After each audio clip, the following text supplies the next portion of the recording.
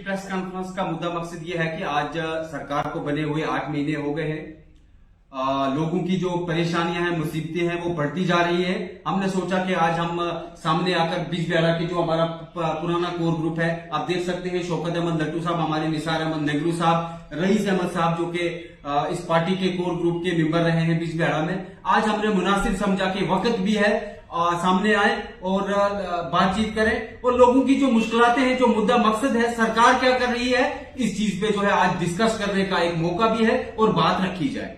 मैं सबसे पहले आपको ये बताता चलूं कि जब इलेक्शन असेंबली इलेक्शन का बिगल बजा था तो जो हमारी पार्टी है जम्मू कश्मीर अपनी पार्टी, अल्ताफ साहब ने जो है हमारे बिजबेहरा में एक कैंडिडेट को जो है वो मैंडेट दिया था, तारिक शाह वीरी को।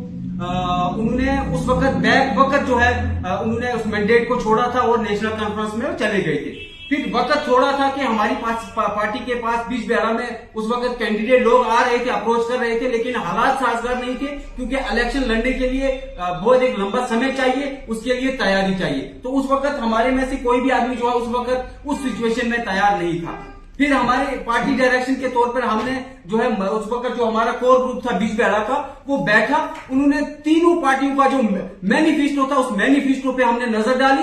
सबसे पहले हमने पीडीपी का मैनिफेस्टो उठाया, वो मैनिफेस्टो भी हमें ठीक नहीं लगा। फिर हमने भारतीय जनता पार्टी का मैनिफेस्टो उठाया, वो मैनिफेस्टो भी हमें उस वक्त हमारे कोर ग्रुप ने स्वीकार नहीं किया था। उसके बाद जब हमने नेशनल कॉन्फ्रेंस का मैनिफेस्टो उठाया, जिस मैनिफेस्टो में बाकायदा लिखा था कि जो है अनएम्प्लॉयमेंट को जम्मू कश्मीर में खत्म किया जाएगा। उसके बाद हमने मैनिफेस्टो में देखा कि बिजली फ्री वाला जो उन्होंने मैनिफेस्टो में जो रखा था 200 यूनिट बिजली फ्री, वो भी हमने उसको भी हमने देखा।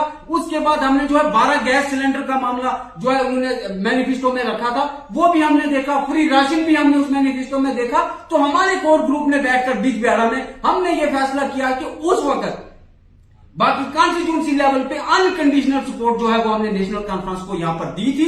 लेकिन आज वक्त आ गया जब नेशनल कॉन्फ्रेंस मौजूदा सरकार जो है वो बिल्कुल जीरो होती जा रही है और हमारी कॉन्स्टिट्यूंसी के लेकर जम्मू कश्मीर तक वो मैनिफेस्टो, जब वो कुर्सी पे बैठे तीसरे दिन से ही उन्होंने मैनिफेस्टो को जो है वो बाहर फेंका और उन्होंने अपने लिए काम शुरू किया। उन्होंने असेंबली के अंदर जिस तरीके से उन्होंने असेंबली के अंदर अपनी तनख्वाहों के लिए बात की, जिस तरीके से उन्होंने असेंबली के अंदर अपने बजट के लिए बात की, जिस तरीके से उन्होंने तीसरे चौथे दिन ही महंगी गाड़ियां उनके पास पहुंची, लेकिन उन्होंने जम्मू कश्मीर के आम गरीब इंसान का जो मैनिफेस्टो था उसको उन्होंने टोकरी में फेंका। आज हमने समझा आज मुनासिब वक्त है, 8 महीने हो चुके हैं। आज 8 महीने में भी हमारे जम्मू कश्मीर के जवान, आप देख सकते हैं कि हमारा जो टूरिज्म है वो जीरो हो गया है। जम्मू कश्मीर इस वक्त उस कंडीशन पे है कि हमारे पास कोई सोर्स नहीं है। हमारे जवानों के पास फाइनेंस वाली गाड़ियां चल रही थी। हमारे जवानों के पास जो है हमने बच्चों ने लीज पे होटल लिए थे, लाख करोड़ों जो है उनके ऊपर फाइनेंस है, लेकिन सरकार उस मसले में संजीदा नहीं है।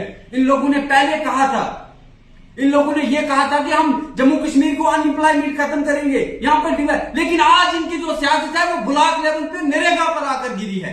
हम इस चीज को बिल्कुल स्वीकार नहीं करेंगे। मैं यूथ को, मैं अपने वोटरों से, जिसको 25 साल के बाद ये वो ग्रुप है, हमारे बहुत सारे लोग जो हैं अभी इस वक्त हम उनको नहीं ला पाए, लेकिन ये जो लोग सामने बैठे हैं 25 साल के बाद बिजबेहरा में हमने एक कैंडिडेट को इलेक्शन जितवाया। ये आपको पूरी कॉन्स्टिट्यूंसी बोल सकती है, लेकिन 25 साल के बाद आज हम अपने लोगों से, एक बड़ी तादाद में उन लोगों से हम माफी मांगते हैं कि हमारे से भी गलती हुई, आप हमें माफ करिए। ये सरकार फेल है, ये सरकार कुछ नहीं करने वाली। ये लोग आपसे धोखा करते हैं। ये जम्मू कश्मीर की हिस्ट्री में जब नेशनल कॉन्फ्रेंस आई तब जम्मू कश्मीर में जो है हालात साजगार नहीं रहे। आपने देखा यहाँ पर टूरिज्म खत्म हो गया, यहाँ पे सब कुछ नस्ता नबूद हो गया है। मैं आप लोगों से गुजारिश करता हूं, मैं अपने देखने वालों से गुजारिश करता हूं कि अल्ताफ साहब के पास आइए, आप लोग हमारे साथ जुड़िए। आने वाले पंचायत इलेक्शन में आप बार इन लोगों को कुर्सी पे मत बिठाइए। इन लोगों को आपकी कदर नहीं है, इन लोगों को अपनी कुर्सी की कदर है। ये लोग सबसे पहले बोलते थे, नेशनल कॉन्फ्रेंस ने बोला कि भाई हम जो है हम 370 लाएंगे, हम स्टेट रूल लाएंगे। मैं आपको कहता हूं वो वाहिद अल्ताफ बुखारी है जिसने जमीनों का तहफुज लाया, जिसने नौकरियों का तहफुज यहां पर लाया। अब मैं कहता हूं कि अल्ताफ बुखारी साहब ही वो आदमी है जो जम्मू कश्मीर में स्टेटहुड का दर्जा भी लाएगा।